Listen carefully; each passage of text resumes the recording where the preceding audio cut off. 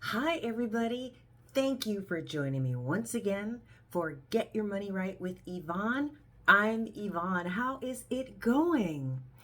And if you are here looking for the place to help you save money for retirement, you are indeed in the correct place. So, we're going to start this the way we always do by me asking you, how are you doing? How is it going? How are you faring? We've all got challenges of some sort, and I just want to make sure to always ask how you're doing because we get busy. And friends, family, coworkers, whomever, sometimes forget. And I just want to be that voice out there maybe who just is looking out for you, just wanting you to know I'm thinking about you and wishing you success and just all those good things. If there's anything you want to share with this very supportive community, by all means do so. We are here to help each other. So just keep that in mind, okay? So how's it going with me? Things are going well. I think the last time we chatted, I don't know if my husband had been released from the hospital yet, but that has happened. He's doing great. And when doctors tell you to do things, follow the instructions to the letter. That's what he has been doing. I'm very, very grateful that he is doing that. And this is a partnership, and whatever I can do to support him, I do. And so things are good. So thank you for all those good thoughts. I appreciate it. So, what have I been looking at and reading? Well, I'll tell you one thing. Student loan related, hey, I'm always looking at it. Can't help it. I still have a few years left to pay off my loans. So I'm doing it, and I just read about other people's struggles and just wondering if there's anything that I should know or anything I should be doing differently. So it's graduation season. And what I was reading was many people with their bachelor's degrees are expecting when they come into the workforce to make $80,000. And I kind of thought, because I remember, I've been out of grad school now for 15 years. And I remember thinking, oh, my degree puts me in line to make, because at that time they were talking about $80,000, with a grad school degree. And it wasn't so much that I was expecting to get that money. The way I looked at it, it's like, okay, here's the degree I want, the skills that I'm gaining, what companies are looking for those, and the companies that are looking for those skills, how much do they pay? That's how I looked at it. So I completed grad school, and I will never be unhappy that I did that, ever, ever, ever. It didn't quite turn out the way I had hoped, but I learned along the way. So, okay. The people who are looking for $80,000 now are actually, the article I was reading said they're in line more for 54,000. That's a big difference, right? When you were looking for a way to pay off your student loans and hoping to get 80,000 and realizing you have to temper those expectations because the marketplace is quite different when you actually stepped into it. So that's where I found myself. So when I left grad school, I had that big old debt, and $80,000 was not in the cards. I think the first job that I accepted was $47,000. And I did so because it was a company, a big national company. And I thought, get your foot in the door and don't worry about what you're making now because you will eventually work your way into that. So that still didn't quite happen. I mean, it's far better now. But again, I had to temper my expectations and just kind of make do with what I was making. And that's what students leaving college now may be forced to look at. It's just life, and you're not making what you thought you're going to make. So, how do you make it all work? So I totally get it. And my head's down. I am doing what I can. And so folks out there will have to do the exact same thing. So I have been looking at a couple of things. I think the last time we chatted, I had talked about The Millionaire Next Door. This is a great book. I'd heard about it several years ago, and again, I knew what the premise was about. People, just normal individuals, literally your neighbors next door, and how they amassed a fortune. And there's no tricks to it. There's no, special learning that you have to have. Just, we'll talk about it in a second. But I have to tell you this, it's kind of funny to me because, when I was in grad school, you're reading multiple books at the same time to get through your studies because you're in different classes, just different things going on. And so that's what you did to get through it, right? So this is the first time since grad school, been out 15 years, where I'm reading two books at the same time. The first one, Oscar winner Viola Davis, Finding Me. And it's just an interesting read. And I didn't want to stop when I started to read The Millionaire Next Door. So I just read them, one, when I get tired of one, I'll go to the other. Just that's what I'm doing. So notice I'm only on page 60 right now in this book, and I have several things that I have marked down here that I wanted to share with you. So we're going to be going through this book, it would seem, for quite a while. And it's great because if you haven't gotten it or you have gotten it, and we can just kind of talk about things that we saw at the same time. Sounds great to me. So, one of my earlier shows, I was talking to you about net worth. What you own less what you owe. Own, owe. And so we were talking about that, how your net worth is determined. And this book had one of the best ways to figure, because, up to this point, if you look at different money magazines, money articles, whatever, it has us grouped in age. What your net worth should be in your 20s, your 30s, your 40s, your 50s, and beyond. And there's a lot of, to me, it wasn't a good way, because I found myself comparing myself to others, which you can never do.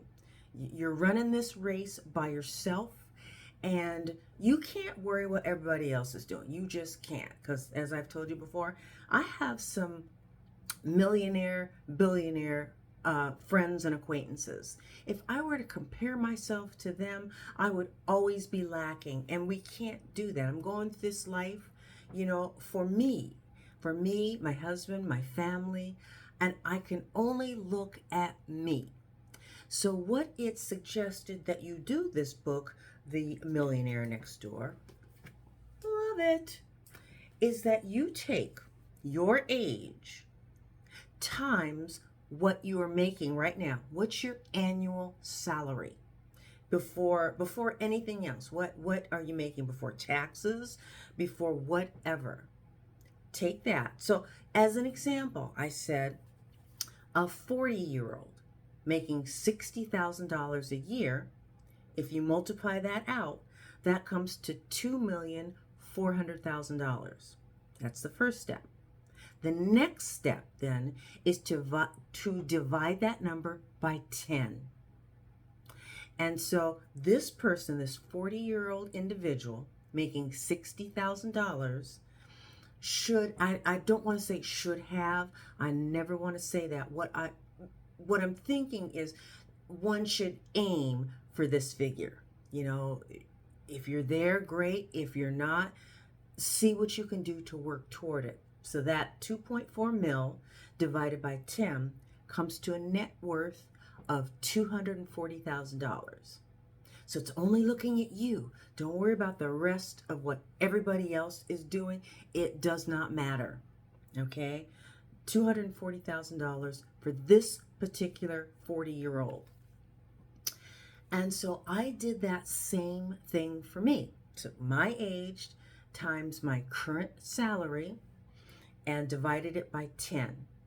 That number, I put that to the side because then I need to figure out everything that I own.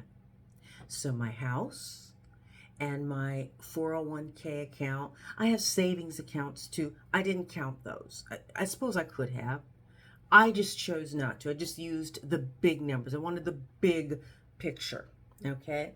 So when I did that, divided by 10, came up with a number, put it to the side, then I took what I owe. So the remaining balance on my mortgage and the remaining balance on my student loan, because I don't have credit card debt, all that gets paid off. So the number I came up with, I was short $50,000. So there's one of two ways for me to solve that deficit, okay? One would be to save more, and the other one, pay down my student loans, which is what I'm doing. So I'm going to be doing this every year, and my student loan is going down every year. So the way I have it structured right now, I am throwing as much money at that student loan as I possibly can so that I can have it paid off in 3 years. Is it, I won't say a struggle. Is it a challenge? Yeah, it truly, truly is. But I'm able to manage it.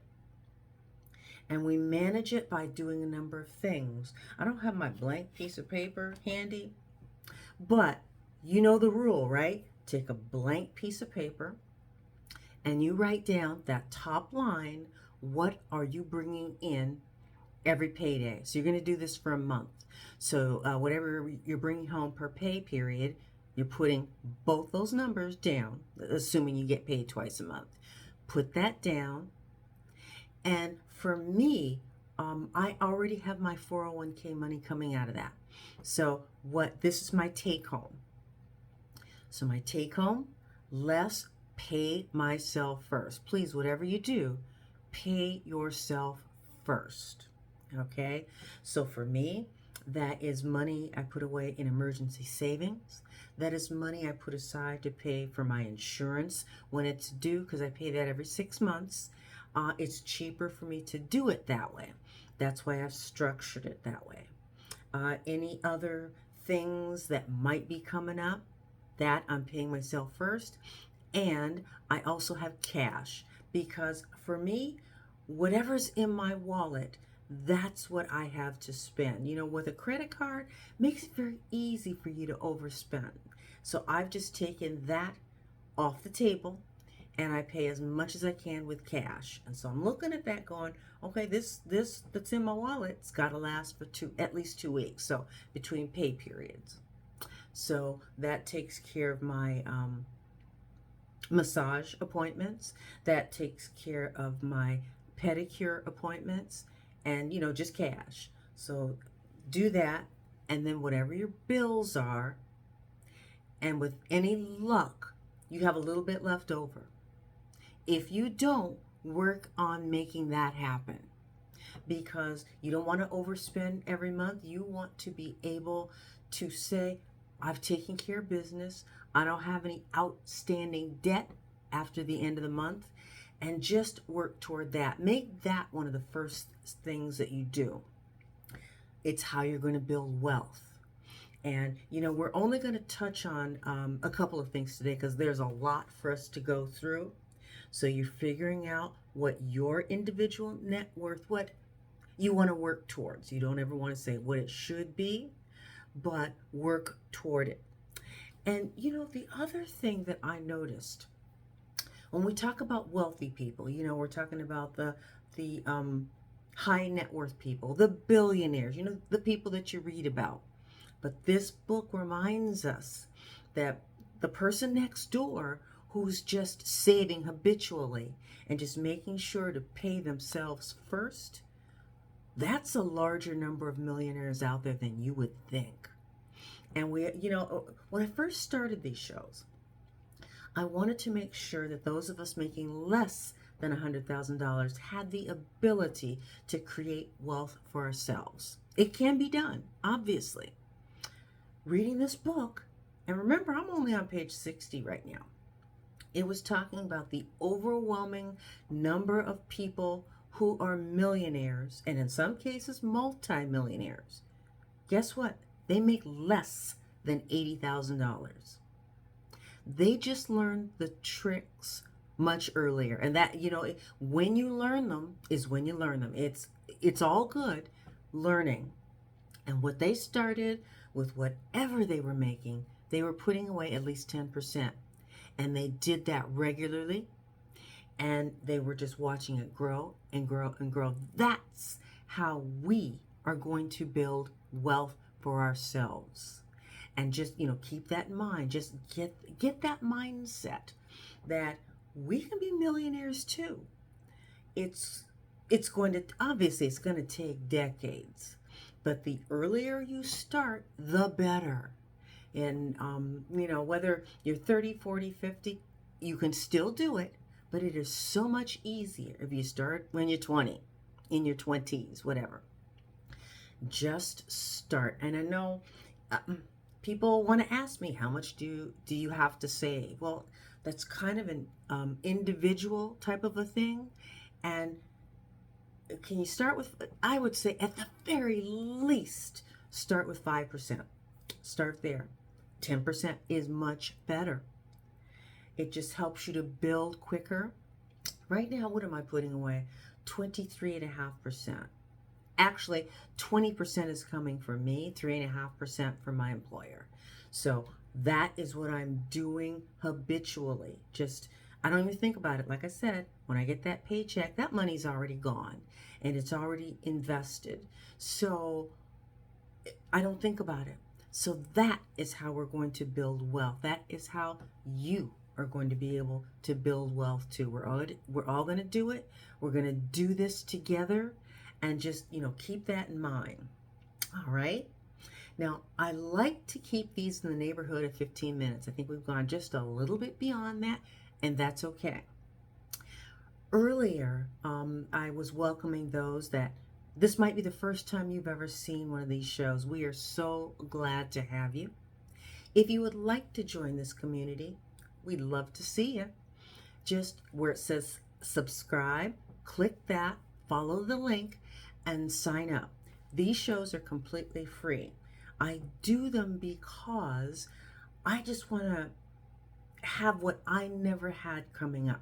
People talking about money. We didn't talk about money in my family. The only thing I was ever told was go get a job, pay your bills, and, keep your head down. Just, do those things. But we never talked about how to create and grow wealth. We never did. So just having this available, I'm just sharing it with you. All right. So just subscribe. It's free. We'd love to have you. So with that, I'm going to wrap this up. I thank you for joining me once again for Get Your Money Right with Yvonne. I'm Yvonne. And until next time, please be good to yourselves. Be good to each other. Remember, we're all we've got. So we just have to take care of each other, okay? You take care. Bye.